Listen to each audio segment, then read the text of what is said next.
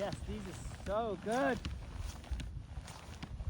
So I feel it's my duty to tell you about these new exoskeleton legs and how they fit in with backcountry skiing. So Hypershell sent these to me to try out and see how they work with ski touring, and I've got to say I'm actually pretty impressed. I know that we've all dreamt of getting some kind of like mechanical advantage for those long ski touring missions, and I think this is literally the best option that's out there at the moment. Things like e-skins and things like that, they just don't really work that well, and it just doesn't really give you that same kind of sense of accomplishment as well. You're not actually using your legs if you just stood on like a conveyor belt.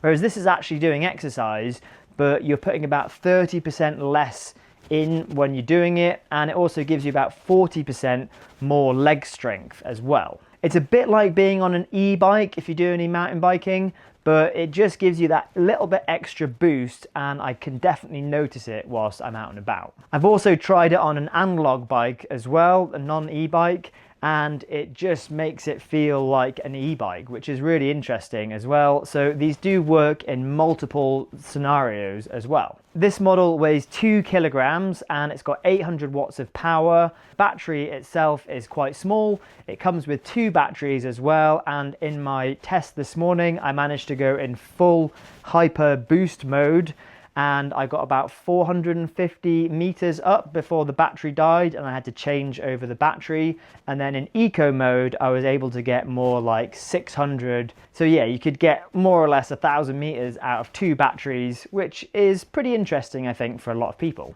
Now, some problems that I could see with this: it is a big hunk of metal and it is a big battery and big motors, so you do have to think about your avalanche transceiver and where it's going to be. But if you're using them in non-avalanche terrain, for example to get up to the tree line, and then you're going to leave them in like a waterproof bag at the bottom of a glade, and then you're going to ski tour up from there, kind of like using them like a skidoo for example, then they could work pretty well. I don't think I'd want to ski with them. I did do a few kick turns and it kind of worked okay, and there is a mode where you can turn it to transparent so you don't feel it, so you could ski down with them, but I think they're just better for the uphill. These could also be really good for people with disabilities or with injuries, for example, so I think they are a really interesting product, and you will see a lot more of them out in the backcountry for sure. But let me know your thoughts down in the comments. Would you ever use these? Do you feel like you need them? Do you feel like you don't need them but you still want them anyway? Yeah, what do you think?